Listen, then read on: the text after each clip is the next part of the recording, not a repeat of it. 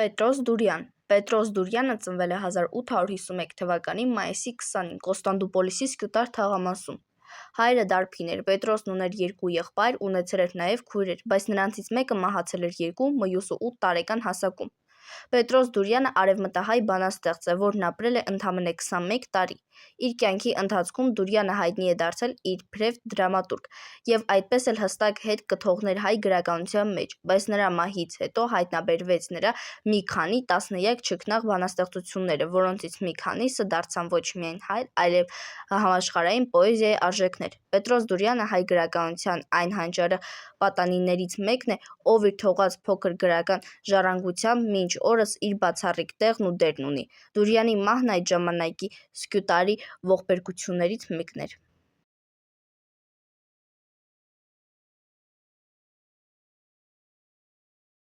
Վահան Տերյան Վահան Սուքիասի Տեր Գրիգորյան ծնվել է 1885 թվականի փետրվարի 9-ին, հունվարի 28-ին, Գանձա գյուղում, Ջավախք, այժմ Վրաստանի տարածքում է։ Տերյանը նախնական կրթությունը ստացել է Թիֆլիսի Ներսիսյան դպրոցում, այնուհետև սովորել է Մոսկվայի Լազարյան ճեմարանում, իսկ հետո Մոսկվայի համալսարանում, որտեղ ուսումնասիրել է լեզվաբանություն և գրականություն։ Նա դեռ ուսանող տարիներից սկսեց գրել բանաստեղծություններ։ Նրա առաջին ժողովածուն «Մթնշաղի անուրջներ» նրան մեծ համբավ բերեց։ Տերյանի պոեզիան խորությամբ արտացոլում է տխրությունը, երազանքը և իդեալական աշխարհների ձգտումը, բացի գրական գործունեություններից։ Նաև Վահան Տերյանի անունով կան դպրոցներ և փողոց։ Միսաք Մեծարենց Միսաք Մեծարենցը ծնվել է 1876 թվականի հունվարի 13-ին Արևմտյան Հայաստանի Խարվերդի վիլայեթի Պինկյան գյուղում։ Նա մեծացել է հայկական գյուղական ընտանիքում։ Մանկուց սիրել է բնությունը և շատ զգայուն ու երազող երեխա է եղել։ Առաջին ուսումը ստացել է Պինկյան գյուղի հայկական դպրոցում։ Հետո արդեն շարունակել է ուսումը Խալվերդի ազգային դպրոցում, որտեղ արդեն նկատվել է նրա գրական ու բանաստեղծական տաղանդը։ Ավելուր տեղափոխվել է Կոստանդնուպոլիս և սովորել հայկական կենտրոնական վարժանում։ Այնտեղ նա զարգացրել է իր գրական գիտելիքը, ուսումնասիրել հայ գրականություն, լեզու, պատմություն և եվրոպական մշակույթ։ Տերյանը սկսել է բանաստեղծություններ գրել դեռ պատանեկությունից։ Նրա ստեղծագործությունները հիմնականում մեղմ ու մեղեդային են։ Օրինակ, Երկիպ սրտին բանաստեղծությունը։ Լի են սիրով և երազանքներով, օրինակ, Երազ բանաստեղծությունը։ Միսաք Մեծարենցը դեռ պատանեկության տարիներին շատ զգացմունքային ու քուր մարդ էր։ Նրա բանաստեղծությունները հաճախ սիրո և երազանքների մասին են։ Նա ունեցել է մեծ, բայց ոչ իրականացված սեր։ Նա սիրում է մի աղջկա, ում մասին հաճախ գրում էր իր բանաստեղծություններում։ Այդ սերը մնաց գաղտնի ու լուռ, ինչպես ինքն էր համեստ ու խոցելի։ Բանաստեղծությունում զգացվում էր, որ նա ավելի շատ սիրել է հոգով, քան խոսքով։ Նա չէր համաձայնվում բացահայտ խոսել իր սիրո մասին։ Որոշ գրականագետներ կարծում են, որ Մեծարենցը սերը եղել է միակողմանի։ Աղջիկը կամ չգիտեր դրա մասին, կամ Միսաքը երբեք նրան չէր ասել։ Միսաք Մեծարենցը դեռ պատանեկության տարիներին հիվանդացել է տուբերկուլոզով։ Հիվանդության տարիների ընթացքում ավելի խորացել, չնայած նրան նա չդադարել գրել։ Նա մահացել է 1900 թվականի հուլիսի 5-ին, ընդամենը 22 տարեկանում։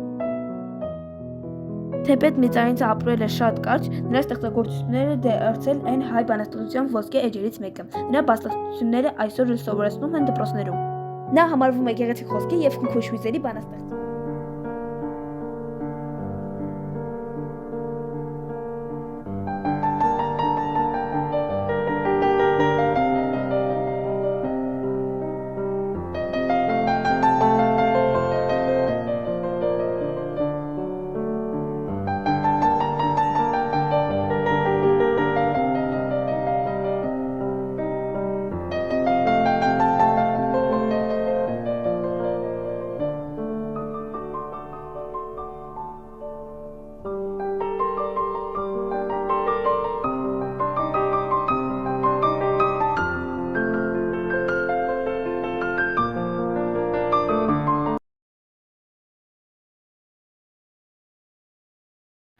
Սիամանթոն ծնվել է Ակնում, ծառայողի ընտանիքում։ Նախնական կրթությունը ստացել է տեղի վարժարանում, ապա ընտանիքի հետ տեղափոխվել է Կոստանդնուպոլիս։ 1896 թվականին ջարդերի ժամանակ 18 տարեկան պատանին, որ նոր է սկսել գրական փորձերը, հեռանում է արտասահման և շուրջ 12 տարի սկսում ճանապարհորդել։ Լինում է Հունաստանում, Կահիրեում, Շվեյցարիայի մի շարք քաղաքներում, ապա Փարիզում և Լոնդոնում։ Փարիզում նա որպես ազատ ունկնդիր հաճախում է Սորբոնի համալսարան։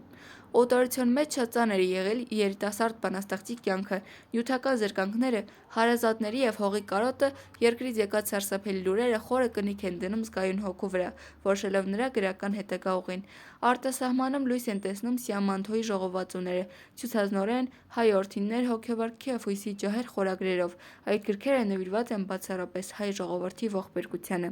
Մի շարք բանաստեղծություններում Սիամանթոն կրկին խոսում է հայ բանաստեղծի հոգեկան դրամայից, որ ծագում է հայրենիքի ծանր բախտի պատճառով։ Արյուն է, որ կտեսնեմ, գրում է բանաստեղծը։ Սիամանթոն պատկերում է չարչարանքի երազներ, ավերումի գիշերներ, մահվան և կոտորածի ցնցող տեսիլներ, դառնալով հայկական ողբերգության ամենախոշոր երգիչը։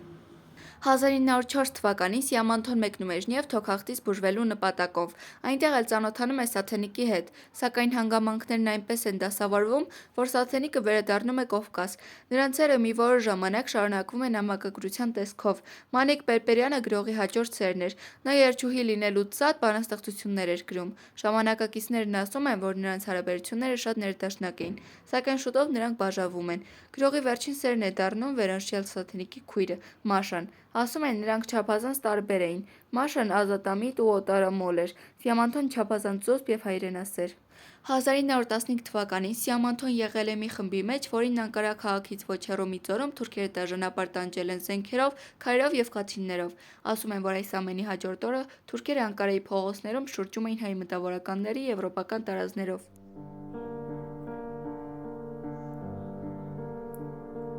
Գրիգոր Զորապը ծնվել է 1861 թվականին Կոստանդնուպոլսում։ Հայրը Խաչիկ Էֆենդին Սարաֆ էր, բնիկ ակնեցի, մայրը Էվթիկ Հանումը Մալացիայից էր։ Լուսավորչի օրը ծնվելու համար նրան Գրիգոր են կոչում։ Զորապը 9 տարեկան էր, երբ մահանում է հայրը։ Մայրը ամուսնանում է Ավետիս անունով նշանավոր փաստաբանի հետ։ 1876 թվականին Զորապը ընդունվում է այդ ժամանակ Թուրքիայի միակ բարձրագույն հաստատությունը՝ Գալաթասարայի վարժարանը։ Ուսանում է երկրաչափական գործը։ Բաժինն ավարտում է փայլուն գիտելիքներով։ 1880 թվականին աշխատանքի անցնում Խորթ հոր իրավաբանական գրասենյակում իբրև գրագիր և միառժամանակ սկսում է հաճախել Գալաթասարայի իրավագիտության բաժինը։ Սակայն շուտով վարժարանը, որը ուներ 45 հայ, 3 հույն, 2 մուսուլման և 2 հրեա ուսանող, փակվում է մուսուլման թուրք աշակերտներ չունենալու պատճառով։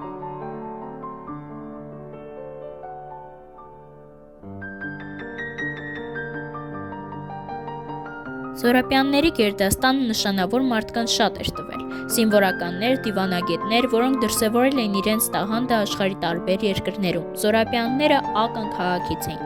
27 տարեկանում Զորապը ամուսնանում է Կլյարա Զայջանի հետ։ Նրանք ստեղծում են ամուր ու ջերմ ընտանիք։ Ունենում են 4 զավակ՝ 2 տղա և 2 աղջիկ։ 25 տարեկանում Զորապը տպագրում է անհետացած սերունդ Մվեպը, բայց հետո հասկանում է, որ մեծածավալ գործերը իր համար չեն։ 1 տարի անց լույս է տեսնում առաջին նորավեպը՝ Վարդապետին անունը։ Սա սկիզբն էր, հետո լույս են տեսնում նորավեպերի մի քանի ժողովածուներ, որոնք ապահովում են նրա տեղը համաշխարհային գրականության մեծերի կողքին։ Նրան հռչակում են նորավեպի իշխան։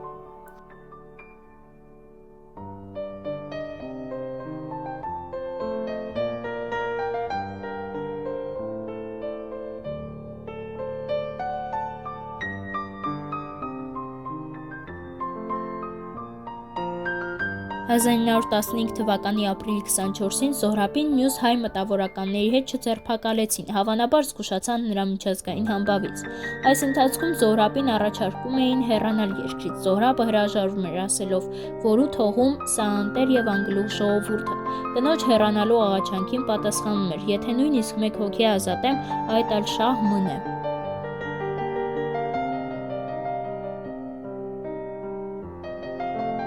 Տեսներով, որ միջազգային հանրությունը լռում է, թուրքերը ձերբակալեցին նաև Զոհրաբին։ Աքսորի ճանապարհին էլ Զոհրաբը մի քանի անգամ հնարավորություն է ունենում փախչելու, բայց կրկին հրաժարվում է։ 1915 թվականի հուլիսի 7-ն էր։ Մարդասպանները Զոհրաբին ու մյուս հայ պատգամավոր Վարդգեսին տանող կառքը կանգնեցնում են նրանց սպանելու հրամանը կատարելու համար։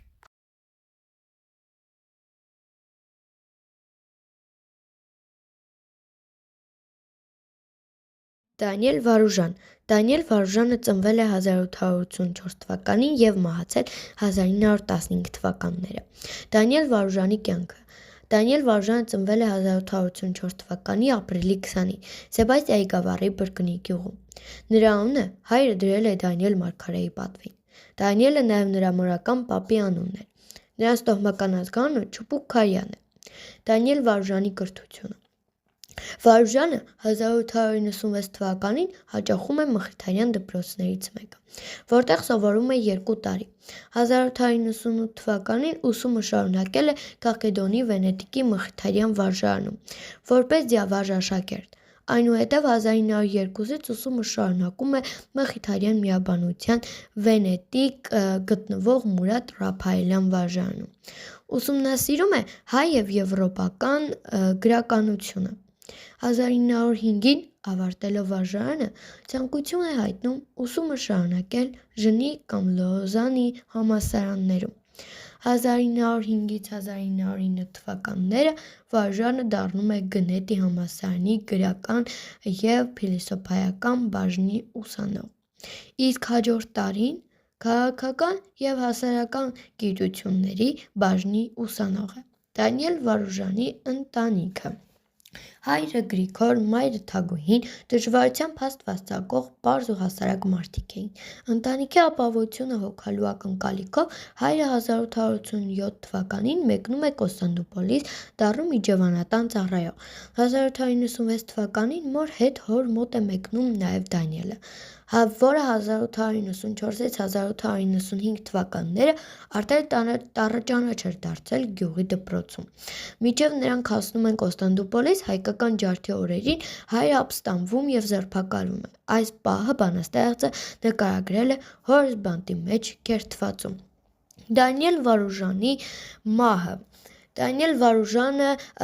բաց վրա հասավ արյունալի աղետ։ Արտերը ներկվում էին այրունով։ Բանաստեղծի խոսքերով ասած՝ կյանքը մորթվում էր արտերի մեջ, միտքը գանգի մեջ։ Այս ողբերգական օրերի զոհերից մեկը եղավ Վարուժանը։ Թուրք մարդասպանները Աքսորի ճանապարհին Չաղնի քաղաքի մոտ մի ձորում հոշոտեցին 31-ամյա բանաստեղծների։ Վարուժանի ձոնը վշտի և ակարոտի, ծանր ապրումների և զորեղ զգացումների ամբողջություն է։ Բանաստեղծությունն ավարտվում է խորը հավատով ու պայքարի ոգեշունչ խոսքերով։ Այստեղ ձոն բանաստեղծությունից մի փոքրիկ հատված է։ Ու պայքար, պայքար, պայքար երգերի, ձեզի ընծա հայ մարդիկներ, գրիչս եղավ անթրոց սրտերու հնոտ, ձեզի ընծա հայ քաջ մարդիկներ, եղեգնյա գրչով վրեժ երգեցի, ընդ եղեգնա փողբոց ելաներ։